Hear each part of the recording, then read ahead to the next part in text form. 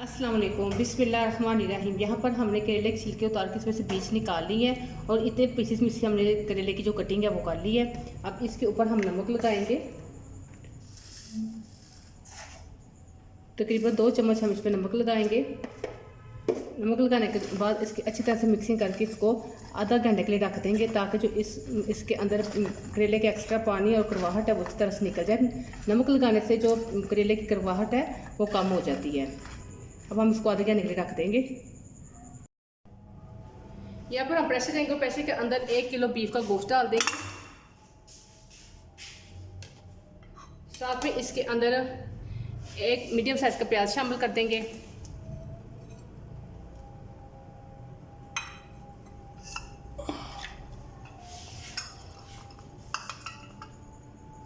दस से 12 इसमें लहसुन के जोई शामिल कर देंगे।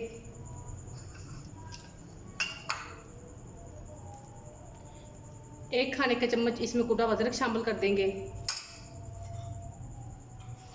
और साथ में ये ड्राई मसाले लेंगे जिसमें मैंने 1.5 टीस्पून सुरख मिर्च ली है, 1 टीस्पून मैंने हल्दी ली है, 2 टीस्पून मैंने कूटा हुआ खुश्क धनिया ली है और 1 टीस्पून हम इसमें नमक शामिल करेंगे। और साथ में इसके अंदर 1 गिलास पानी शामिल करेंगे और इसको 15 मिनट के लिए स्टीम पे लगा देंगे। यहाँ पे प्रेशर को जब जैसे स्टीम आना शुरू होगी तो उसके बाद 15 मिनट के बाद हम ये प्रेशर खोलेंगे। यहाँ पर हमने एक पैन में घी को गर्म करने के रख दिया है और साथ में यहाँ पर हमने करेलों को जिसको हमने नमक लगाया था उसको 2 से 3 पानी धोकर अच्छी तरह से हाथ से हमने इसको निचोड़ लिया ताकि इसके अंदर से जो एक्स्ट्रा पानी वो सारा निकल जाए।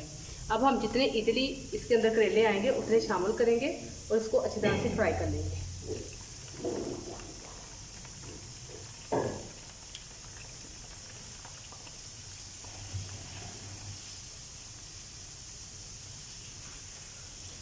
इनको गोल्डन कलर आने तक हम फ्राई करेंगे।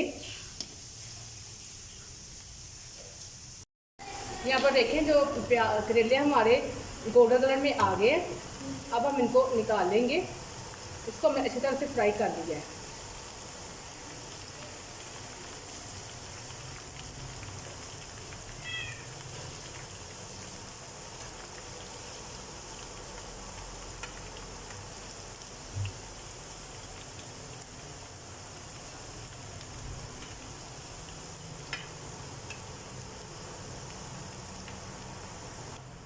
जिस तरह हमने पहले गोल्डन किए थे अब बाकी के बचे हुए करेले भी हम इसी तरह से गोल्डन कर लेंगे।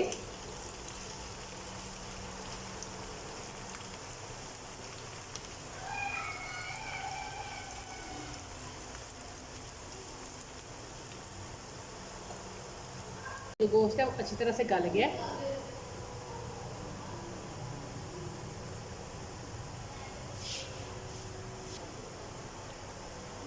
यहाँ पर कढ़ाई के अंदर जिस घी के अंदर मैंने करेले फ्राई किए थे वही घी मैंने इसके अंदर शामिल कर लिया है। तकरीबन आधे कप से कम ही मैंने इसके अंदर घी शामिल किया है। अब हम थोड़ा सा इसको गर्म कर लेंगे और साथ ही जो गोश्त है उसको इसके अंदर शामिल कर देंगे।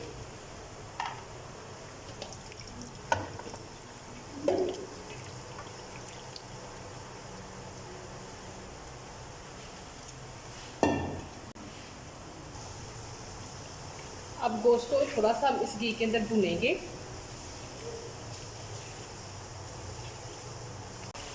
अब यहाँ पर मैंने 2 मैंने साइज के टमाटर लिए हैं, ये इसके अंदर शामिल कर देंगे।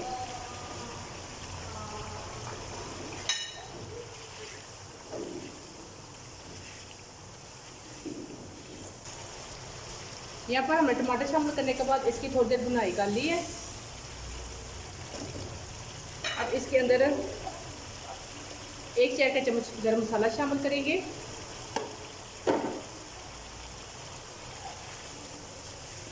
गरम मसाला शामिल करने के बाद इसकी इसी तरह से इसके अंदर मिक्सिंग कर लेंगे गोश्त के अंदर।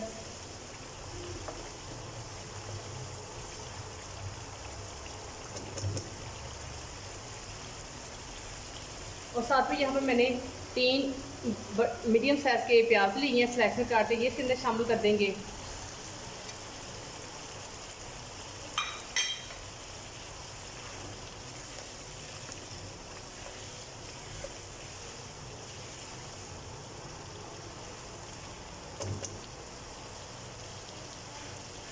और साथ ही यहाँ पर जो मैंने करेलों को फ्राई करके रखा था वो इसके अंदर शामिल कर देंगे।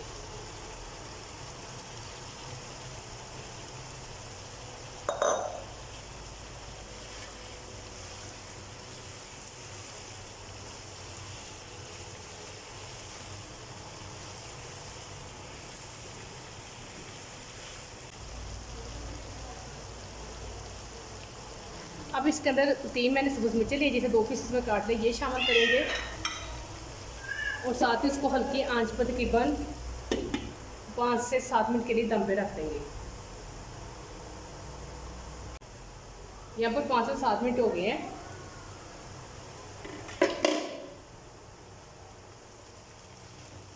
हमने प्याज शामिल किया था वो अच्छी तरह से ट्रांसपेरेंट हो गया है। अब हम इसको किसी बोल वगैरह में निकाल लेंगे।